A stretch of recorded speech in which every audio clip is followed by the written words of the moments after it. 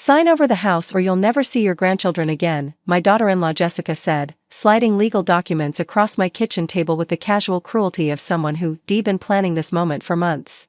Marcus and Sophie already think you're forgetting them. We've been telling them Grandma doesn't want to visit anymore.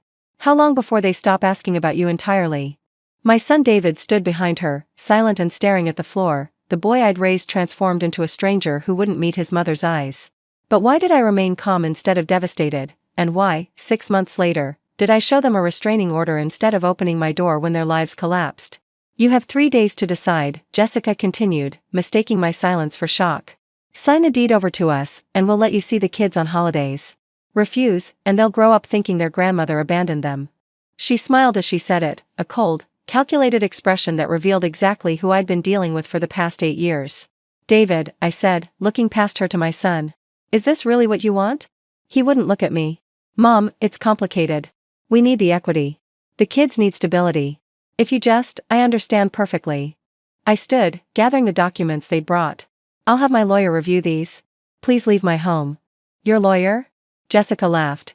Eleanor, you're 72 years old living on a pension. What lawyer can you possibly afford? The one your threats just paid for. I've been recording this conversation since you walked through my door. This is a one-party consent state. I walked to the front door and opened it. 3 days, you said? I'll be in touch. The look on Jessica's face as that information registered was the first moment of satisfaction I felt in months. The deterioration of my relationship with my son hadn't happened overnight. When David married Jessica 12 years ago, I'd had reservations I'd kept to myself. She'd been charming in a practiced way, attentive to David in public but dismissive in private, and focused on our family's assets with an intensity that made me uncomfortable. My late husband Harold had built a successful plumbing business over 40 years. When he passed 6 years ago, he'd left me financially secure, a paid-off house worth $680,000, retirement accounts, and modest investments. Comfortable but not wealthy. Certainly not worth the scheming that would eventually emerge. Jessica's interest in my finances had grown more obvious over time. You really should downsize, Eleanor. This house is too much for one person. Have you considered a reverse mortgage? You'd have so much more spending money. The kids would love it if you moved closer to us. We could find you a nice apartment. Every suggestion positioned her to access my assets. Every recommendation would have transferred my security into their control. I declined politely for years, watching her frustration grow while David retreated further into whatever private marriage dynamic kept him compliant. The grandchildren had become her primary leverage.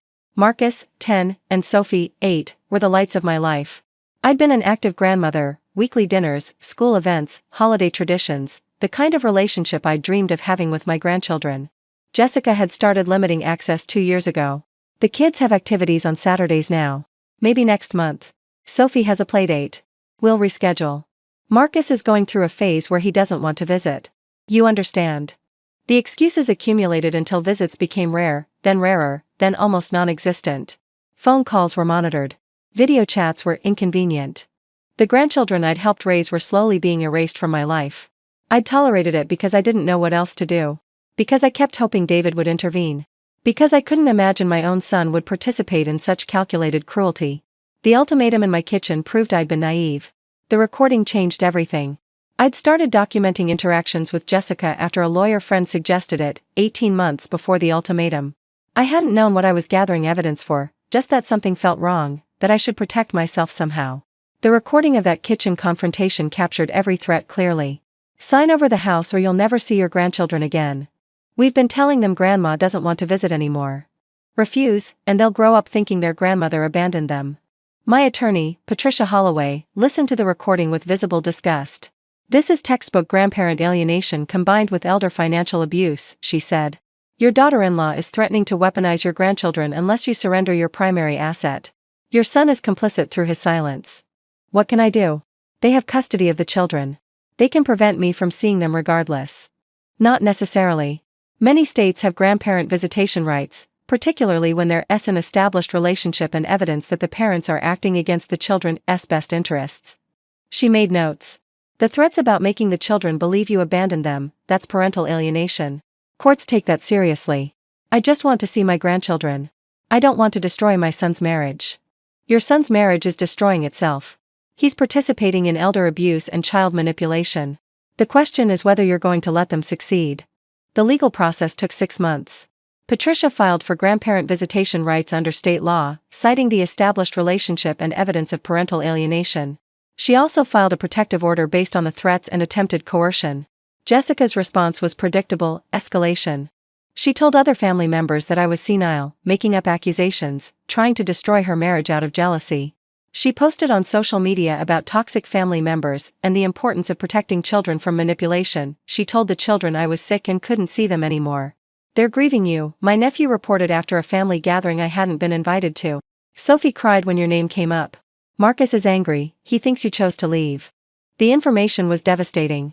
But it was also evidence. "Document everything," Patricia instructed.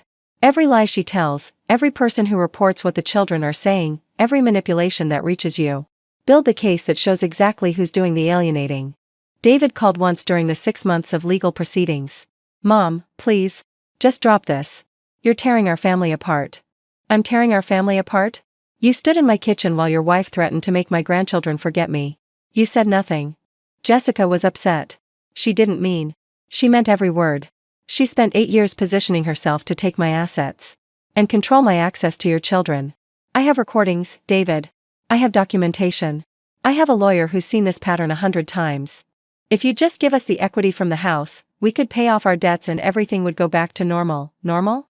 Normal was seeing my grandchildren every week. Normal was being part of their lives. You let Jessica take that away piece by piece, and now you want me to pay for the privilege of whatever crumbs she decides to allow. I took a breath, steadying myself. "I love you, David. I raised you better than this. But I ain't let you and your wife destroy me financially because she ain't manage money and you ain't stand up to her." He hung up without responding.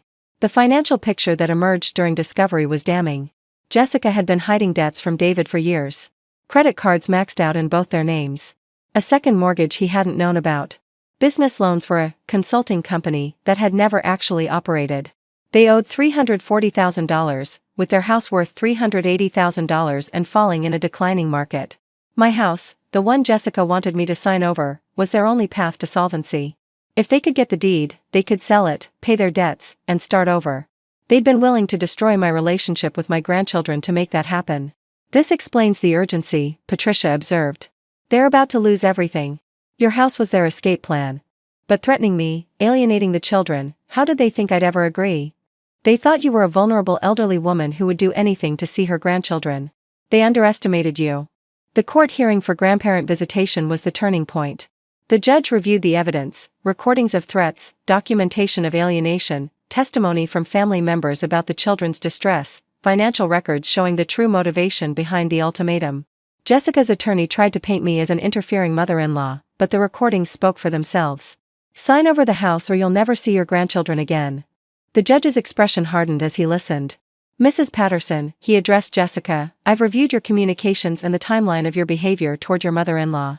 You systematically reduced her contact with grandchildren she'd helped raise, then used those children as leverage for financial gain.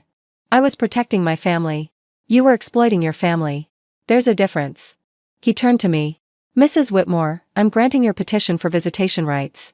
Every other Saturday, supervised initially until we can ensure the children's transition is handled appropriately." Jessica stood. "You can't force me to let her see my children." "I can, and I am. Furthermore, I'm ordering a custody evaluation. When parents use children as weapons against grandparents who've committed no offense, it raises concerns about their judgment in other areas." The restraining order came later, after Jessica's response to losing the visitation hearing. She showed up at my house twice, screaming accusations from the driveway. She called repeatedly, leaving voicemails that alternated between threats and tearful pleas. She posted my address on social media, inviting anyone who wants to tell this witch what they think of her. Patricia documented everything and filed for a protective order. Stay 500 feet from my client's residence and place of worship. No contact by phone, email, social media, or through third parties. Any violation results in immediate arrest. The order was granted based on the pattern of harassment and the escalating nature of Jessica's behavior. David wasn't named in the order. He'd never personally threatened or harassed me, he just stood silent while his wife did. The distinction was legally meaningful, if not emotionally significant. Their financial collapse happened exactly as the records predicted. The second mortgage Jessica had hidden came due. The credit card companies filed lawsuits. The consulting company debts triggered personal guarantees David hadn't understood when he'd signed them. They lost their house in foreclosure. They lost their car to repossession. They lost everything except the children, who watched their parents' lives unravel with the confusion and fear that accompanies adult disasters. 6 months after the ultimatum in my kitchen, they appeared on my doorstep. The scene was almost pathetic. David looked exhausted, diminished, nothing like the confident young man I'd raised. Jessica looked furious, unable to accept the consequences of her own choices. "Mom," David started, "we need help. Just for a few months until we get back on our feet. We have nowhere else to go." "The kids need stability," Jessica added, apparently unaware of the irony. "You have room. It would only be temporary." I opened the door wider, and for a moment, hope flickered across their faces. Then I showed them the restraining order. "This document says you cannot come within 500 feet of my residence," I said to Jessica. "You're currently on my porch. I could call the police right now and have you arrested." "Eleanor, be reasonable." "I'm being completely reasonable. You threatened to take my grandchildren away unless I gave you my house. You told those children I abandoned them. You tried to destroy my relationship with them to extort money from me." I stepped back, hand on the door. "You chose to use my grandchildren as weapons. Now live with the consequences." "But the kids, where will they go?" "The children can stay with me temporarily, if the court approves. I've already discussed it with my attorney and Child Protective Services." "But you..." I looked at Jessica with something beyond anger, something closer to pity. "You're not welcome here. Not now. Not ever." I closed the door in their faces. The children came to live with me 3 weeks later. The court, already concerned about Jessica and David's judgment based on the custody evaluation, approved temporary placement with me while their parents stabilized their situation. Social workers had visited my home, reviewed my finances, and determined that I could provide the safe environment the children needed. Marcus and Sophie arrived with garbage bags of belongings, confused and frightened. "Grandma, Mom said you didn't want us anymore," Sophie whispered as I tucked her in that first night. "Your mom told you something that wasn't true. I've always wanted you. I fought very hard to see you when they wouldn't let me." Why would she lie? Sometimes adults make bad decisions because they're scared or angry. It doesn't make it right, but it's not your fault. I kissed her forehead. "You're safe here. I love you. That's what matters now." The temporary arrangement became permanent over the following year. David and Jessica's marriage collapsed under the weight of financial ruin and mutual recrimination. She blamed him for not controlling his mother. He blamed her for the debts she'd hidden. The divorce was bitter and protracted. Neither of them was in a position to provide stable housing for the children. Jessica moved in with her sister 3 states away. David rented a room in a boarding house, working 2 jobs to pay down debts that would take decades to clear. The children stayed with me. Full legal custody was granted 18 months after that confrontation on my porch. The court found that both parents had demonstrated poor judgment, financial instability, and willingness to use the children as pawns in adult conflicts. My home, the home Jessica had tried to take from me, became the children's permanent residence. David visits occasionally now. He's sober in a way he wasn't before, not from alcohol, but from the intoxication of Jessica's influence. Alone, he started to remember who he was before she reshaped him into her accomplice. "I'm sorry, Mom," he said during one visit, watching Marcus and Sophie play in the backyard. "I don't know how I let it get so bad. How I stood there while she threatened you. You chose her over your family. Over your children. Over basic decency. I know. I was wrong. Yes. You were. I let the words settle. But you're still their father. They need you, a better version of you than the one who stood silent in my kitchen. Can you forgive me?" "I can try. Forgiveness takes time. Trust takes longer." I watched my grandchildren, healthy and happy in a stable home.